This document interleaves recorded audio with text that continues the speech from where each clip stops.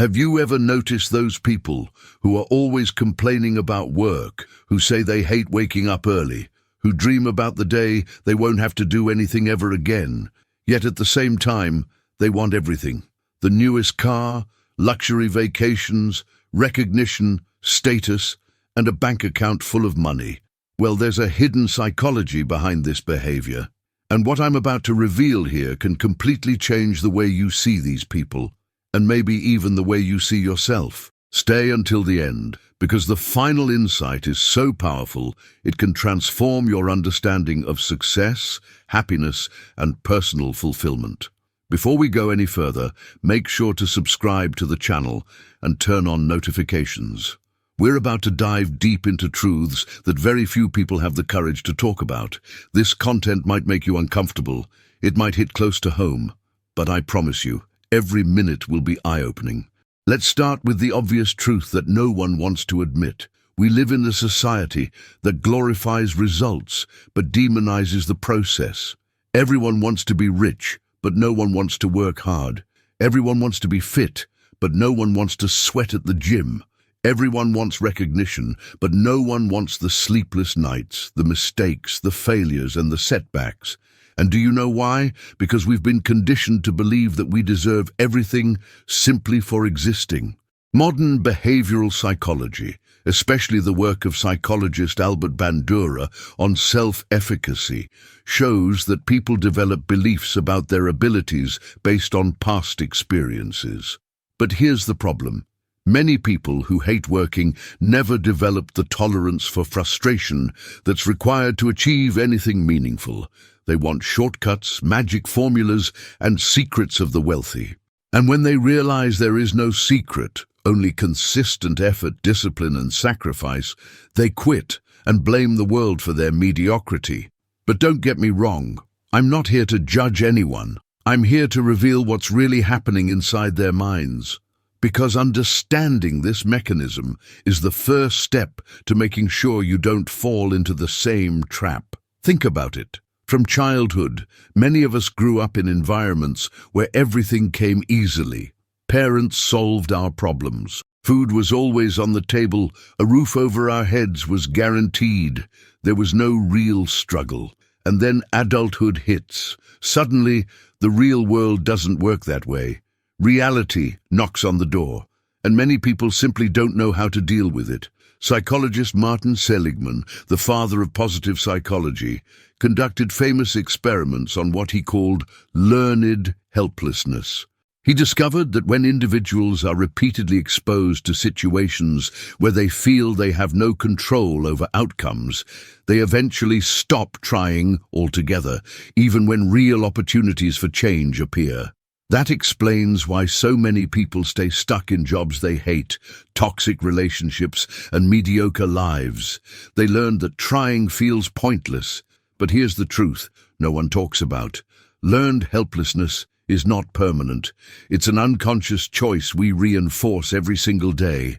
Every time you say, "I can't," every time you make an excuse, every time you blame someone else, you're strengthening that destructive pattern. Now let's go even deeper.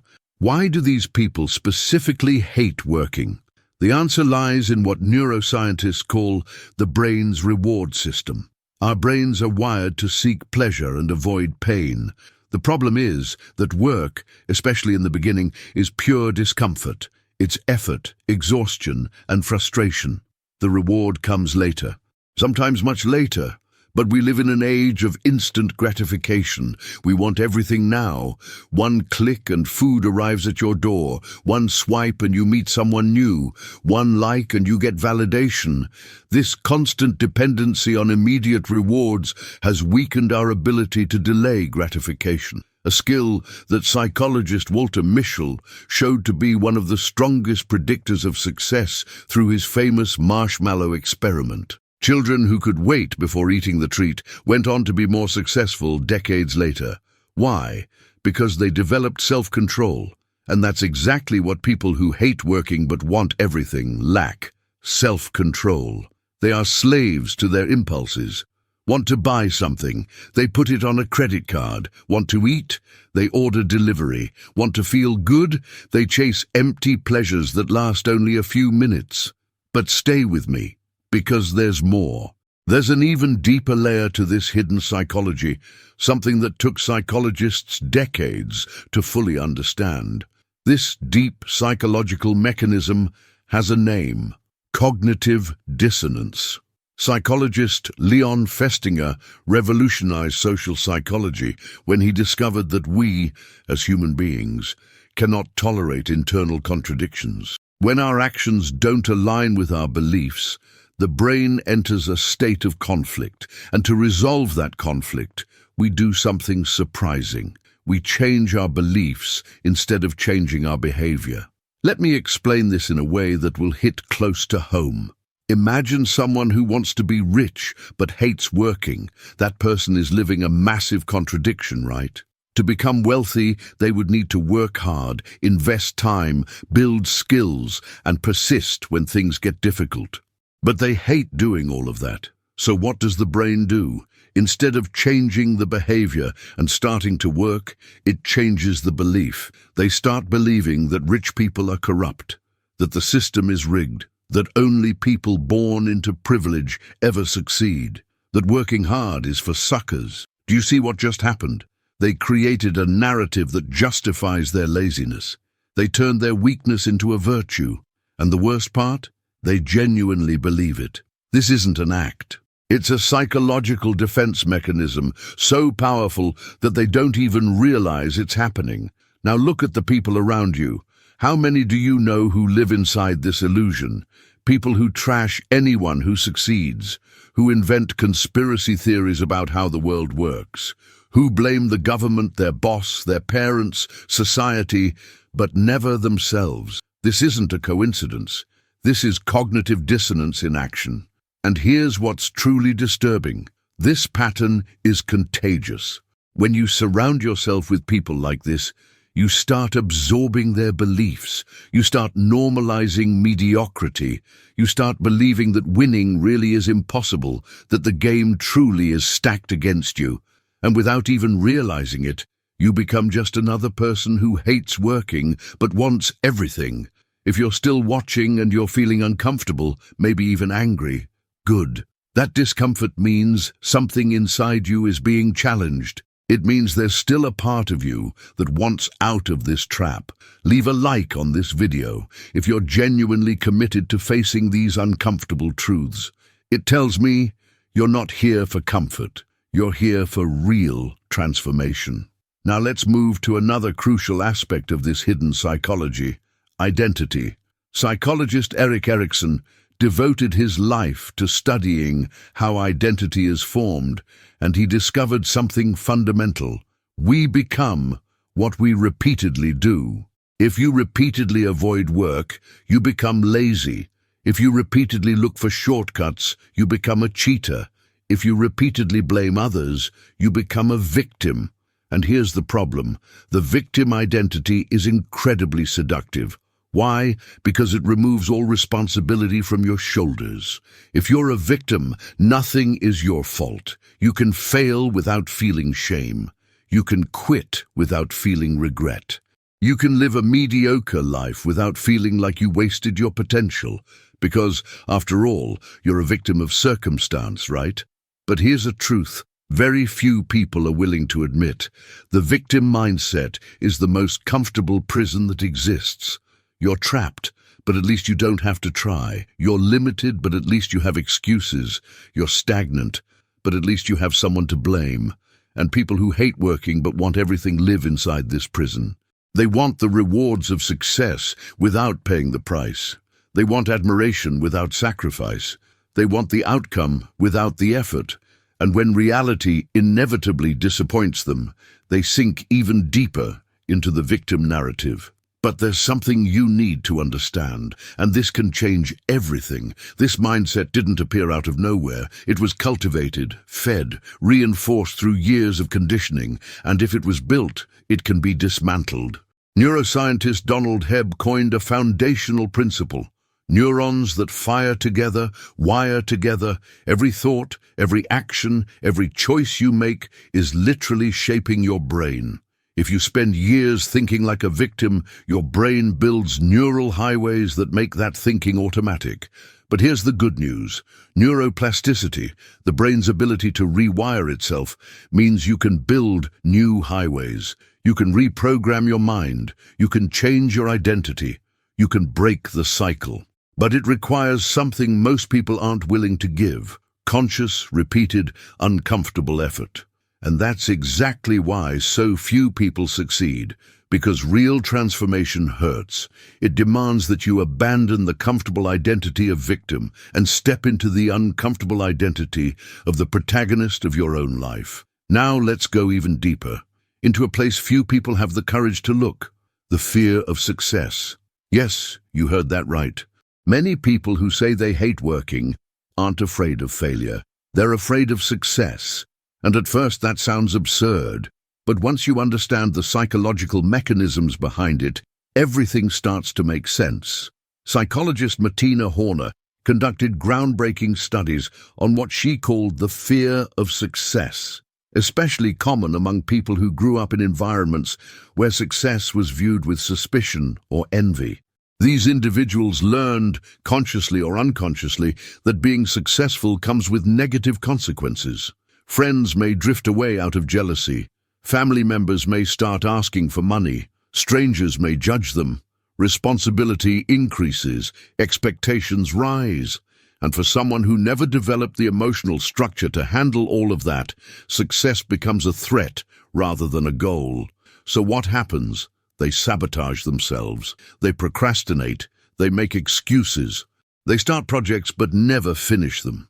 They're always almost there, but never quite arrive. And none of this is due to a lack of ability. It's fear of what would happen if they actually succeeded. Think about the people you know who are perpetually getting ready, but never acting, who take course after course, but never put anything into practice, who have millions of ideas, but execute none of them. They're not just procrastinating, they're protecting themselves. If they never truly try, they can never truly fail. And if they never fail, they can keep feeding the fantasy that they could have been great if they wanted to. This is one of the cruelest illusions the human mind can create, the illusion of unrealized potential. It's comfortable to live in the realm of possibilities, where you can still be anything, do anything, achieve anything. But the moment you act, the moment you truly try, you leave the world of possibility and enter the world of reality. And reality has rules. Reality demands effort. Reality does not care about your dreams. The philosopher and psychologist William James once said something profound. The greatest discovery of my generation is that human beings can alter their lives by altering their attitudes of mind. But here's the problem. Changing your mindset doesn't happen through shallow positive thinking or empty affirmations. It happens through consistent action that challenges your limiting beliefs. And the people who hate working but want everything are trapped in a vicious cycle. They don't work because they don't believe it's worth it. And they don't believe it's worth it because they've never experienced the reward that comes from doing meaningful work well. They've never felt the pride of overcoming a difficult challenge. They've never experienced the satisfaction of building something from nothing. They've never lived through the transformation that occurs when you truly commit to something bigger than yourself. Here's something fascinating. Research on happiness and life satisfaction, such as the studies by psychologist Mihaly Csikszentmihalyi on the flow state, shows that the most fulfilling moments in human life don't come from passive pleasure, but from actively overcoming challenges. People are happiest when they're fully immersed in a demanding activity that pushes them to the edge of their abilities. But to enter that state of flow, you have to work. You have to exert effort. You have to be willing to feel uncomfortable. And that is exactly what people who hate working avoid at all costs.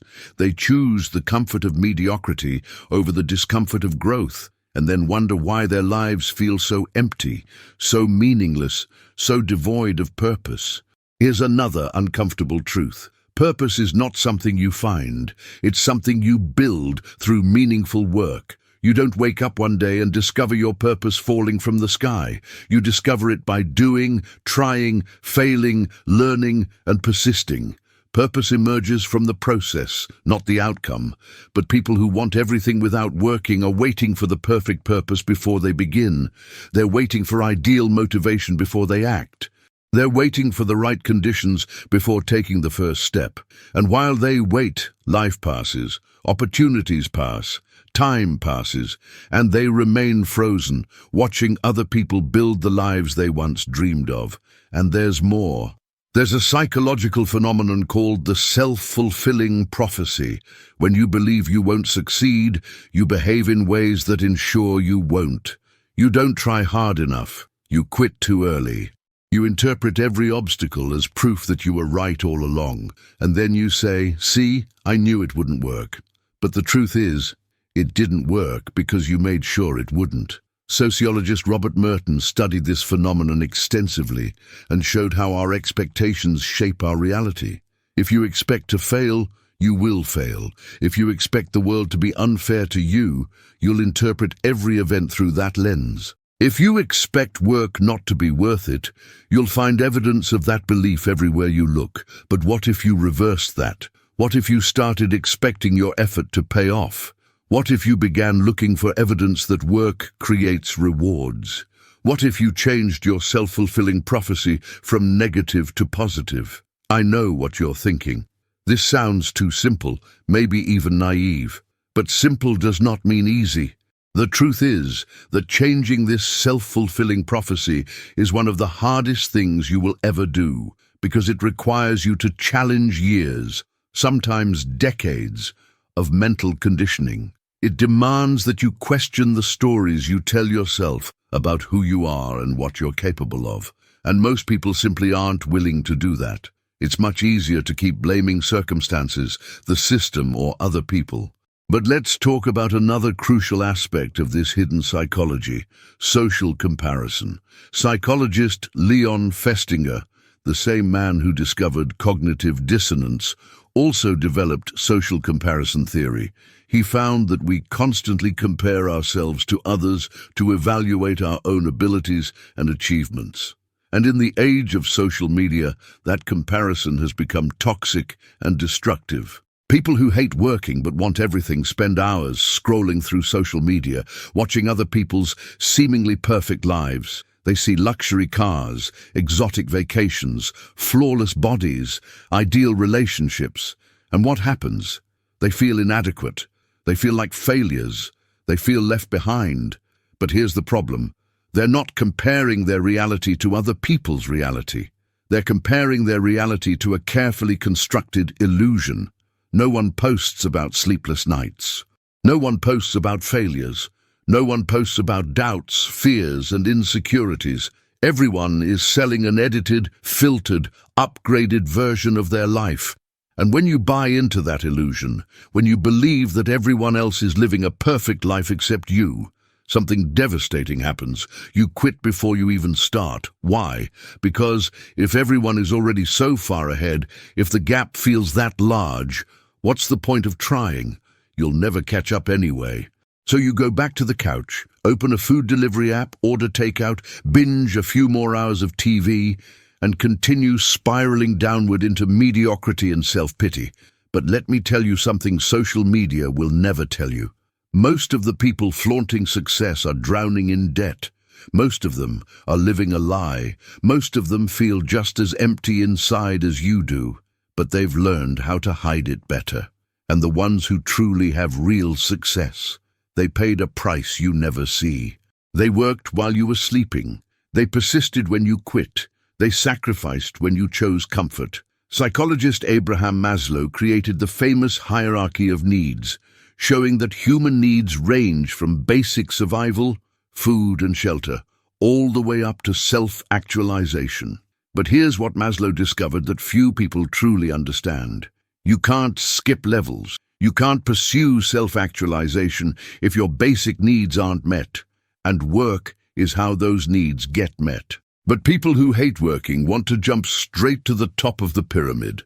They want fulfillment, recognition, and status without going through the necessary stages. They want to harvest without planting. They want results without process. And when they discover that this isn't possible, they become frustrated, resentful, and bitter. And you know what the biggest problem is? This mindset is spreading like an epidemic. An entire generation is growing up believing they deserve everything without having to work for anything. A generation raised on participation trophies, where everyone is special, where no one is allowed to lose because it might hurt their self-esteem. And now, that generation is entering the workforce and discovering that the real world doesn't work that way. The real world doesn't care about your self-esteem. The real world doesn't give you a trophy for showing up. The real world rewards results, not intentions. And this is creating an unprecedented crisis of anxiety, depression, and lack of purpose. Because people were trained to receive, not to earn. Trained to wait, not to act. Trained to want, not to work. Psychologist Jordan Peterson talks extensively about the importance of responsibility. He says the fastest way to find meaning in life is to take responsibility for something, not imposed responsibility, but chosen responsibility. When you choose to be responsible for something greater than yourself, when you choose to work towards something that matters, something almost magical happens. You become bigger than your problems. Your fears lose their grip. Your insecurities lose their power. But people who hate working don't want responsibility. They want freedom without consequences. They want to do whatever they want without dealing with the results. They want to live like children in adult bodies, expecting someone else to solve their problems, pay their bills, and clean up their mess. And when you live like that, when you give up all responsibility, do you know what else you give up? All power. Because power and responsibility are two sides of the same coin. If you're responsible for nothing, you have power over nothing. You become a leaf in the wind, controlled by circumstances, always reacting, never creating, always complaining, never building. So let me ask you something, and be honest with yourself. Do you really want to have everything in life? Or do you just want to look like you have everything? Because if you truly want it, you're going to have to work, you're going to have to sacrifice, you're going to have to endure discomfort. But if you only want the appearance of success, keep doing what you're doing. Keep posting motivational quotes while taking no action. Keep dreaming while others are building. And this brings us to a critical point in this journey. Up to now, I've shown you the problem. I've dissected the hidden psychology. I've exposed the illusions and the mechanisms of self-sabotage. But understanding the problem means nothing if you don't know how to escape it. And the way out is not what you expect. It's not a magic formula. It's not a secret the rich are hiding from you. It's something far simpler and far more difficult. The way out begins with a brutally honest decision. You have to look in the mirror and admit that your current situation is the result of your choices. Not your parents' choices, not the government's choices, not your boss's choices. Your choices. Every day you chose to stay in bed instead of waking up early. Every time you chose distraction over focus. Every moment you chose comfort over growth. And I know that hurts. I know it's much easier to keep blaming the world. But as long as you blame external forces, you remain powerless. Because if the problem is outside of you, the solution is outside of you too. But the moment you accept that the problem is within you, something powerful happens. The solution is within you as well. And that means you have the power to change. Viktor Frankl, the psychologist who survived Nazi concentration camps, wrote something that should be burned into every person's mind. Between stimulus and response, there is a space. In that space lies our power to choose our response. In our response lie our growth and our freedom. Think about how profound that is. Even in the most horrific conditions imaginable, Frankl discovered that choice and power still existed. So what's stopping you? If a man in a concentration camp could choose his attitude, what's stopping you from choosing yours? The uncomfortable truth is that nothing is stopping you except yourself, the stories you tell, the beliefs you hold, the fears you feed. Now let's get practical. How do you actually change? How do you go from someone who hates working to someone who finds meaning in effort? It doesn't happen overnight. It doesn't happen through temporary motivation. It happens through a process psychologists call identity change. James Clear, author of Atomic Habits, explains that every real behavioral change is an identity change. You don't go to the gym just to lose weight. You go because you're the kind of person who takes care of your body. You don't work hard just to make money. You work hard because you're the kind of person who honors commitments and pursues excellence. So the first thing you need to do is decide who you want to be. Not what you want to have, but who you want to be. Do you want to be someone reliable or someone who quits when things get hard? Someone who builds or someone who only consumes? Someone who creates value or someone who only complains about its absence? Once you decide your identity, every action becomes a vote for or against it. Every action that aligns with your ideal identity strengthens it. Every action that contradicts it weakens it. Simple, but not easy. And here's something crucial you must understand. You don't need motivation to start. You need discipline. Motivation is a feeling, and feelings are unstable. They come and go like waves. Discipline is a decision, a commitment you keep regardless of how you feel. It's getting up and doing what needs to be done, even when every part of you wants to stay in bed. Researcher Roy Baumeister discovered something fascinating about self-control and discipline. The more you practice it, the stronger it becomes, like a muscle. At first, it's weak and gets tired quickly, but with consistent training, it grows stronger and becomes part of who you are. And once you develop discipline, you no longer need to hate work, because work stops being something you're forced to do and becomes something you choose to do. And when you choose something, when you find meaning in it, everything changes. Effort stops feeling like a burden and starts feeling like a privilege. Think about elite athletes. They train for hours every day, push their bodies past the limit, endure constant pain and fatigue. Do you think they hate it? No, they love it. Why? Because they've connected that effort to something bigger, a vision, a purpose, an identity that gives meaning to every drop of sweat. And you can do the same with your work, whatever it is. You can find meaning in building, in the process, in the transformation that happens inside you when you commit to something difficult. But that requires a fundamental shift in perspective. It requires you to stop seeing work as punishment and start seeing it as privilege. So here's a question that can change everything. What are you willing to suffer for? Everyone wants a good life, but few ask what kind of pain they're willing to endure to get it. You want to be wealthy? Are you willing to suffer through early mornings, long hours, and delayed gratification? You want a fit body? Are you willing to suffer through training, discipline, and consistency? Mark Manson, author of The Subtle Art of Not Giving a Fuck, puts it perfectly. What determines your success isn't what you want to enjoy, it's what you're willing to suffer for. Everyone wants a successful business, but not everyone is willing to suffer through sleepless nights, financial uncertainty, and inevitable failure. So choose your suffering, because you're going to suffer either way. You either suffer the pain of discipline or the pain of regret.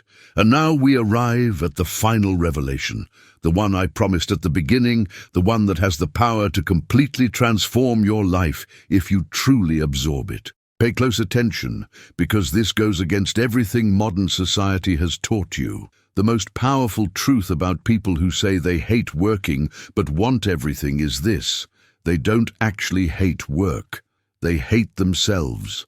And work is simply the mirror that reflects that truth back at them. Let me explain this in a way that will make you rethink everything. When you truly work, when you put in effort, when you try to build something, you inevitably come face to face with your limitations. You see your flaws, you encounter your weaknesses, you realize how much you still need to grow. And for someone who has never developed genuine self-respect, for someone with fragile self-esteem, that experience is unbearable. So what do these people do? They avoid work, not because they're lazy, but because they're running from themselves. They're running from confronting their own inadequacies. They're running from the responsibility to grow, to improve, to become who they could be. It's far easier to blame the world than to admit that you're afraid of your own potential. And here's the cruel irony. By avoiding work to escape the pain of facing their limitations, they guarantee that those limitations will remain forever. They sentence themselves to permanent mediocrity because they're afraid to try and discover that maybe they're not as special as they like to believe. This is the ultimate self-fulfilling prophecy. Psychologist Carl Jung once said something profound. Don't strive to be perfect. Strive to be whole. And becoming whole means integrating your shadow, your flaws, your inadequacies. It means looking at everything you are, the good and the bad, and saying, this is me, and that's okay. I'm willing to work with what I have to become who I can be, but people who hate work can't do this. They live in a fantasy where they're perfect, exceptional, different, and anything that threatens that fantasy, any evidence that they're just ordinary human beings who need to work hard like everyone else, is rejected with anger and resentment. So they remain stuck in a psychological limbo, where they are nothing but refuse to become something, because becoming something requires admitting that you started as nothing. And that admission, that fundamental humility, is what separates people who grow from people who stagnate. Now, I'm going to give you the most powerful tool there is to break out of this destructive pattern. Gratitude for the privilege of working. Yes, you read that right. Gratitude. Because the ability to work is a privilege. It means you have health, capability, and opportunity. Millions of people around the world would give anything to have what you have, and what you waste complaining. When you shift your perspective from work as punishment to work as privilege, everything changes. You stop being a victim and become a creator. You stop complaining and start building. You stop waiting for the world to give you something and start creating value for the world. And do you know what happens when you create value? The world rewards you. Not immediately, not in the way you expect, but inevitably, because the universe rewards creators and punishes consumers. It always has. It always will. So here's your final challenge. Tomorrow morning, when you wake up, before you grab your phone, before you check social media, before you drown yourself in distractions, do one thing. Be grateful for the opportunity to work. Be grateful for the chance to build something. Be grateful for the privilege of having a purpose. And then get up and do the work, not because you have to, but because you choose to. Do this for 1 week, just 1 week, and watch what happens inside you. Notice how your relationship with work changes. Notice how you start finding meaning where you once saw only obligation. Notice how you begin to grow the moment you stop resisting the process. And if you've watched this far, if you've truly absorbed what was said, write in the comments, I choose to grow. Those 3 words are a commitment, a declaration that you will no longer be one of the people who hate working but want everything. You will be someone who works with purpose and reaps the rewards that inevitably come with that commitment. Remember, you don't need to be perfect. You don't need all the answers. You don't need to know exactly how you'll get there. You just need to start. You just need to take the first step. You just need to choose to be someone who works instead of someone who complains. And when the hard moments come, and they will, remember everything we talked about here. Remember that you are building a new identity. Remember that every action is a vote for or against the person you want to become. Remember that work is not your enemy, it's your teacher, revealing who you really are and who you can become. If this video impacted you, if something here resonated deeply, Don't keep it to yourself. Share it with someone who needs to hear this message. Subscribe to the channel for more content that challenges, provokes, and transforms. And click on the videos appearing on your screen now, because the journey of transformation doesn't end here. It's just beginning. The next step is yours. The choice is yours. The power was always yours. The only question left is this: what are you going to do with it?